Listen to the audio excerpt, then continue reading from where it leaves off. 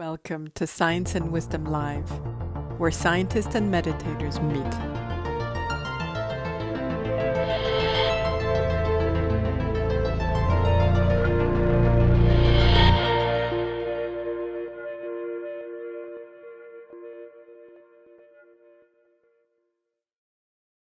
So, David, it's a great honor to have a chance to talk to you today.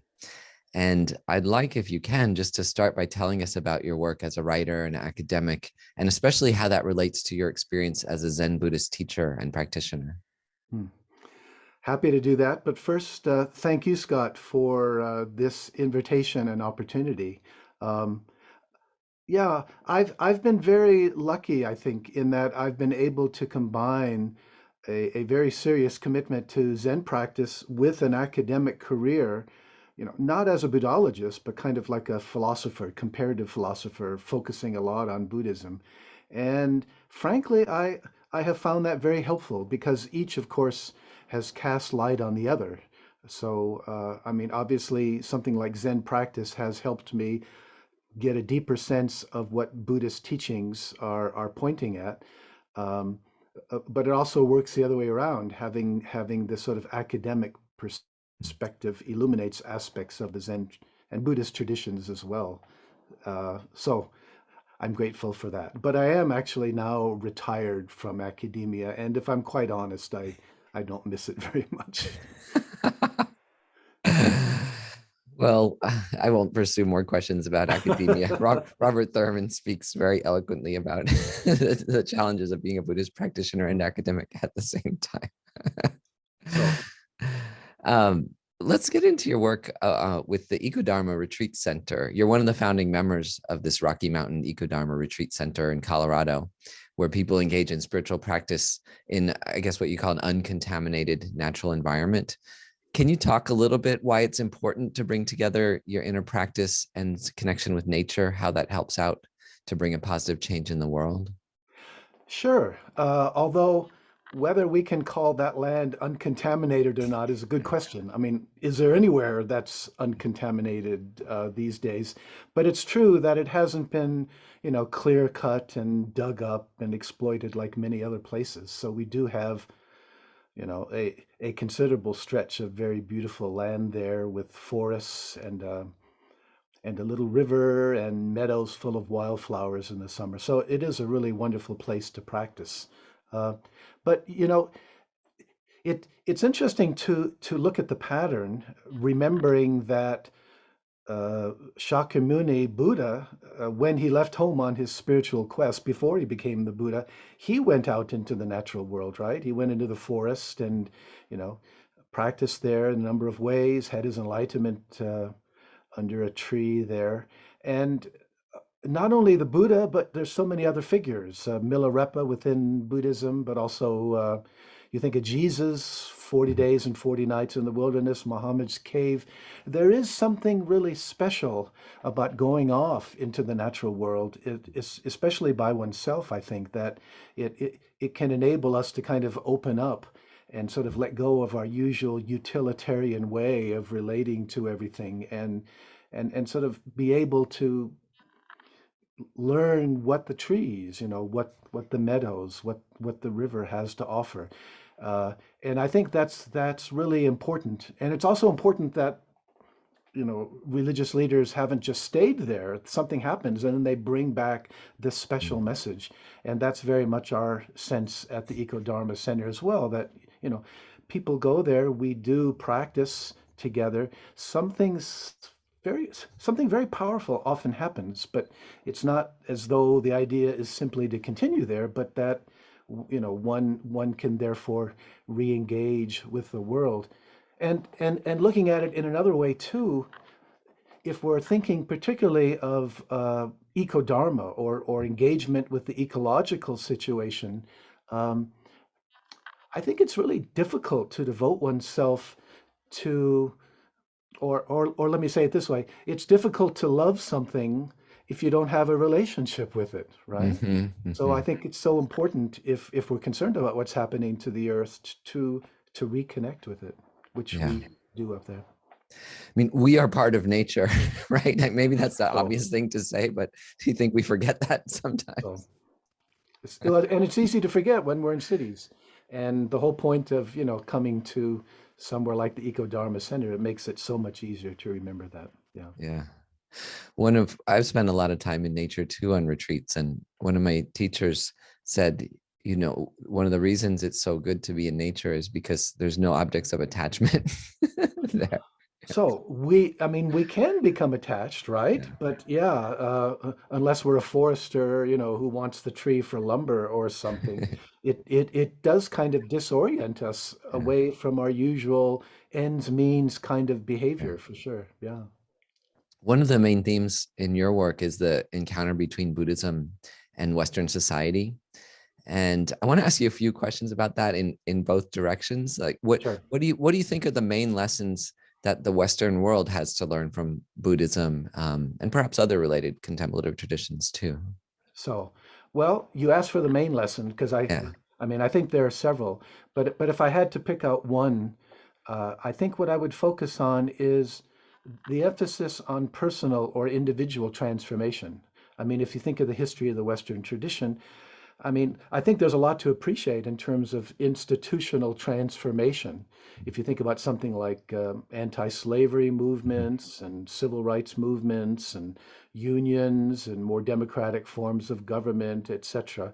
And that's really, really important. But there's also this question, is that kind of collective or institutional transformation enough unless we also have kind of personal transformation? Otherwise, I think it tends to be subverted if we're still motivated, if many people are still motivated by the three poisons of greed, ill will, delusion. So I guess that's what stands out for me. Yeah. Mm. It's such a paradox there, isn't it, though? Because there's an anarchic aspect to Buddhism where you have to make that decision for yourself, right? And yet somehow we also have to transform society.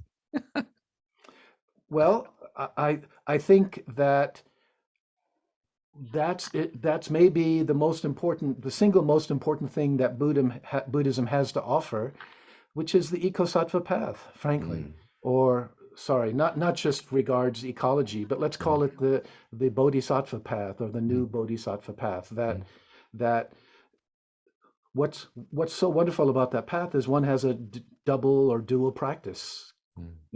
We continue to work on our own transformation, but we know that that's in itself insufficient. It's still at a certain point that can actually reinforce the root delusion of separation, that Mhm. my well-being is separate from yours and other people.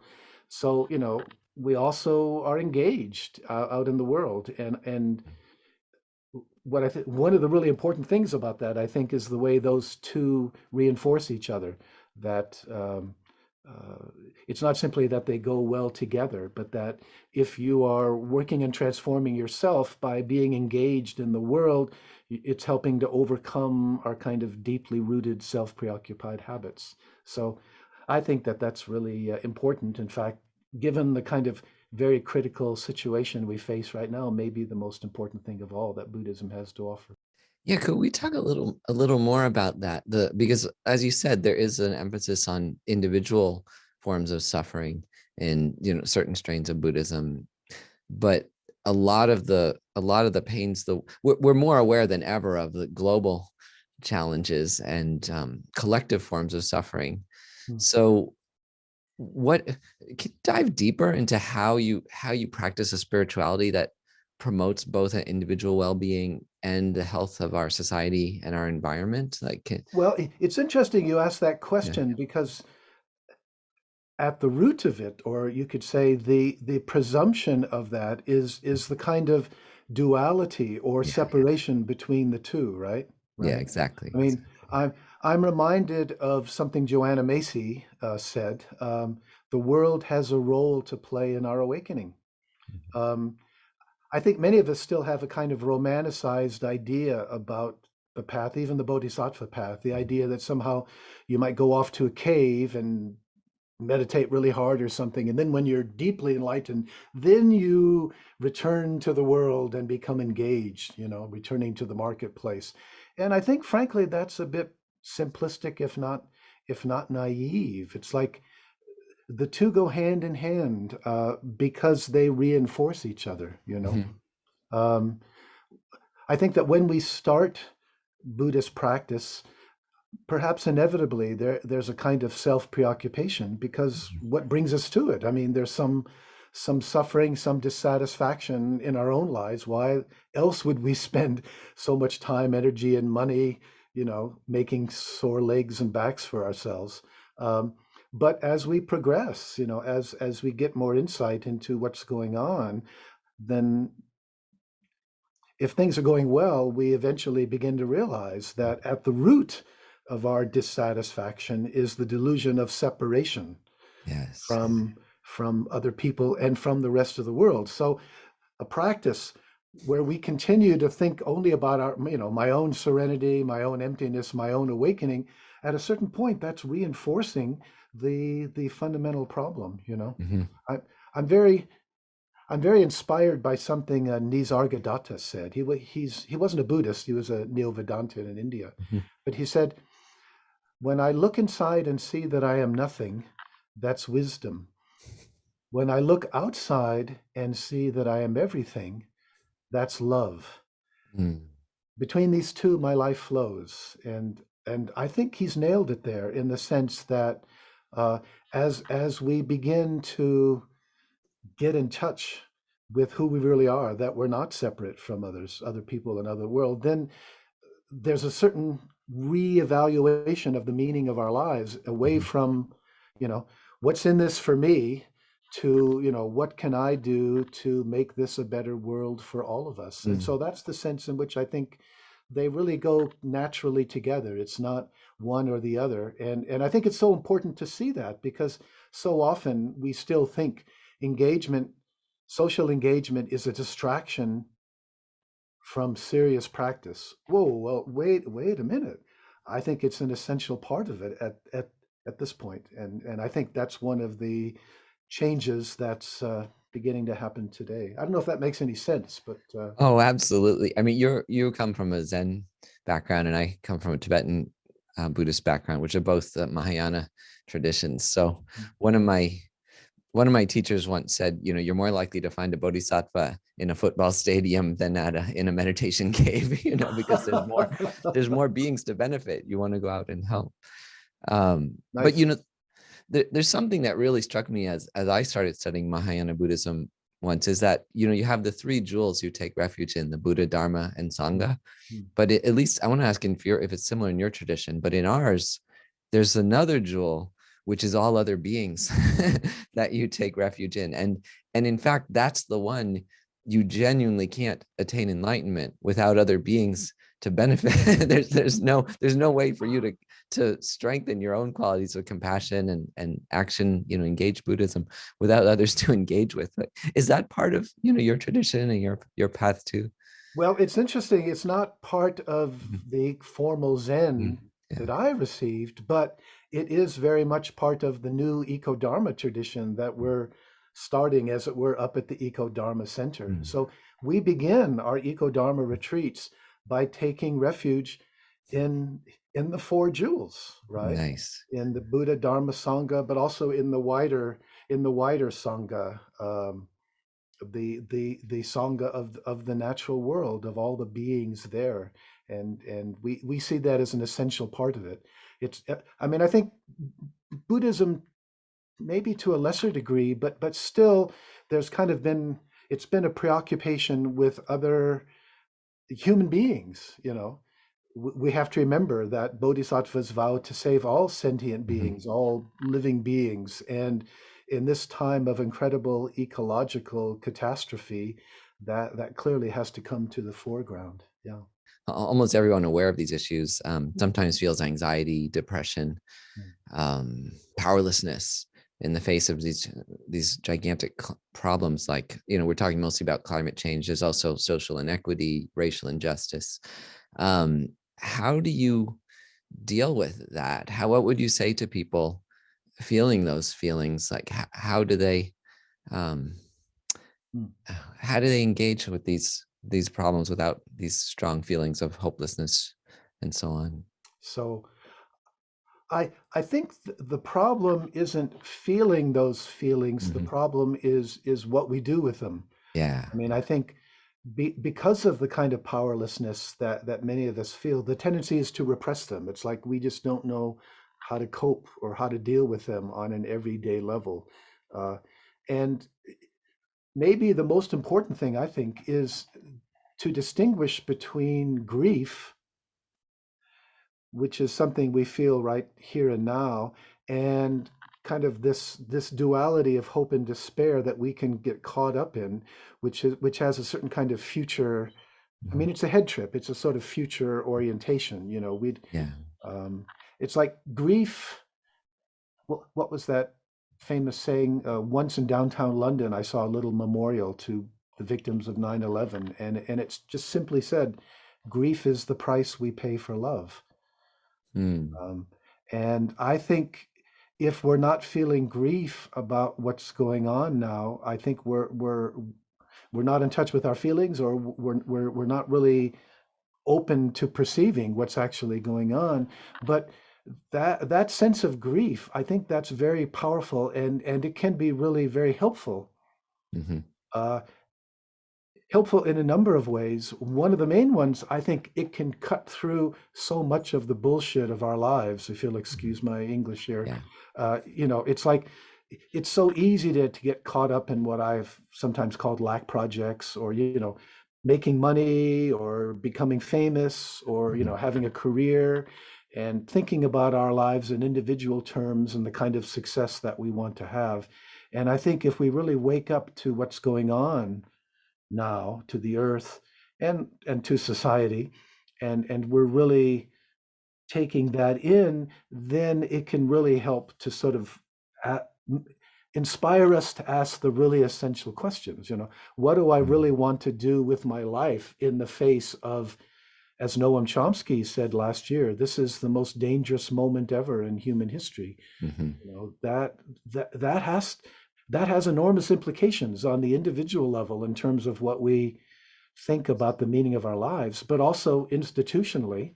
Frankly, I think it has enormous implications for a tradition like Buddhism. It's like, what does Buddhism have to offer here? And if it doesn't have something really helpful, then maybe Buddhism isn't what the world needs. But Yeah. but obviously, I think it does. It's just that this is going to encourage Buddhism and Buddhist traditions to sort of develop certain aspects in a stronger way in order to remain most relevant and most liberative today. I have a few teachers who have said more and more about, losing and not winning, and in some of our Tibetan Buddhist texts too, the importance of, Hmm. letting go of like winning. And our culture is very much about winning, and even the environmental movement, a very, the odds are a little bit against us in terms of winning. Um, but as a Buddhist, I think you have a very different approach toward winning and losing, like you are saying. But can you talk about that more specifically? What happens when you quote fail? How do you deal with that? How do you keep going? Well, I'm I'm struck by these dualities Yeah. that hopefully Buddhist practice helps us see through. And success and failure, Mm. winning and losing, hope, despair, Mm. gain and loss. I mean, one of the really important things about our practice is we see how those trap the mind, make us future oriented, and keep us from seeing something really essential right here and now, Mm. something that can't be gained or lost. So, Mm. in a way, failure, sometimes failure is better than success. I'm not sure I'm going to say this with regard to ecology, Mhm. but sometimes failure is better than success in the sense of failure can sometimes motivate us more to let go, and Mm. again to help us realize that which we can't lose, right? Mm. Yeah. So I think that's an important issue here now. Mm. What you're saying about non-duality, it's just Mm. it's so important. It's one of the, I think, the more subtle forms of non-duality I first learned from His Holiness is that the non-duality of concepts, that there is no hot and cold even, right? They only exist in relationship to others. So like you're saying, even success and failure, they're labels, they're dualities. And they kind of relate to there's like famous Buddhist stories of just not knowing whether something that has happened is going to have a positive or a negative outcome. That humility you're talking about is really important. It reminds me of something you and I, before we started recording, you and I were talking about Kim Stanley Robinson, and in his book you're reading, I'll try not to make it a spoiler, but he talks about the oil companies, and in the book, it's a book called the Ministry for the Future. It's quite a realistic portrayal of how we might be able to claw out of the environmental crisis. And one of the things that happens in that book is that they enlist the oil companies to help lower the Antarctic sheet that's sliding off of the land there. And they realize that they cannot solve the climate crisis without oil companies, because they're the only organizations that know how to act on the earth at a global scale. So if they take the same equipment and steer it towards, pumping the water out from below the sliding ice sheets in the Antarctic, they could accelerate the solutions to climate change. It makes me really happy hearing that, because you hear sometimes, Joe Biden, who's an environmentalist, but he'll talk really negatively about oil companies and angry at them. But I love that Kim Stanley Robinson's perspective, like, wait a minute, if we just change the incentive slightly, then these might be the one technological group that could help us claw out of this. Can you talk, sorry to go on about that, but I'm just curious. I think a lot of times environmentalists there's a very strong duality against like technology, corporations versus us natural people out in the forest. Can you talk about that duality and how we can deal with it? Yeah, I mean, I think there's two sides to it. Definitely, sort of corporate capitalism in the way that it functions now has a very serious problematical side, given the way that what happens is motivated by profit. And so if profit is the goal, everything else is the means. And we see how that can lead to all kinds of problems. I mean, not only in terms of fossil fuels, but in general, consumerism and let's say industrial agriculture, which pollutes and destroys soil, for example. So there's definitely that side to it as well. The question is, can that somehow be reined in? And as I think Kim Stanley Robinson is pointing to, I think you're exactly right in the sense that large corporations have this ability to work on the kind of scale that's necessary. And I also think that if some sort of leftists have the idea that we're just going to get rid of corporations and everything will be okay, I think that's a real huge mistake. I think given their presence and given what they have to offer, it's much more a matter of sort of revisioning what it is that they can do. And I think those possibilities are generally there. But it's tricky because, at this point, we have to say they're understanding their goal. Profitability is slowing down as much as possible, the shift to renewables in ways that just keeps kicking more carbon into the atmosphere. So I think it's a two-sided issue there. Yeah. I mean, there is a level of authority higher than corporations that are setting, because money and what's profitable and what's not is set arbitrarily at the highest level. We decide that some things are inexpensive and some are expensive. We could have, I was telling my wife, we watched this documentary about the coral reefs last night, and afterwards we were talking about it, saying, we have all the technology, all the money to solve it right now. It's actually just a matter of diverting the trillions of dollars. We could do it tomorrow. If you saw how we responded to the pandemic. So, and even without changing to a socialist system or anything like that, just changing the capitalist incentive. So it became, you put a $10 tax on gasoline and a $10 incentive on renewable energy. And so all of a sudden, all the corporations would steer towards that new profit, right? So I find that more encouraging, that like some modest changes to our, to even the capitalist incentives. Rather, I love Noam Chomsky too, but the idea that we need a global political revolution, maybe We may not need that much to solve this Well, problem. it may not happen that way. Yeah. And Yeah. again, I think it's important to appreciate the don't know Yeah. mind. It's Yeah. clear we're really headed into uncharted territory, Yeah. not only ecologically but socially. So many things are happening, with population, with movements of vast population, with this incredible and I would say obscene and still growing gap between rich and poor. There are so many things going on here, and it, actually, for me, this highlights one of the really important things that Buddhism has to offer, which is the kinds of practices that we do cultivate, don't know mind, cultivate openness, responding Mm. appropriately to the situation wherever it may be. And maybe that'll be the most important thing of all, given that, Yeah. you know, COVID obviously isn't the end of all the huge emergencies that we're going to be facing, and the ability to face them without freaking out, without panicking is going to be a real premium. I think, frankly, this is not only the greatest, the most dangerous time ever in human history, as Chomsky said.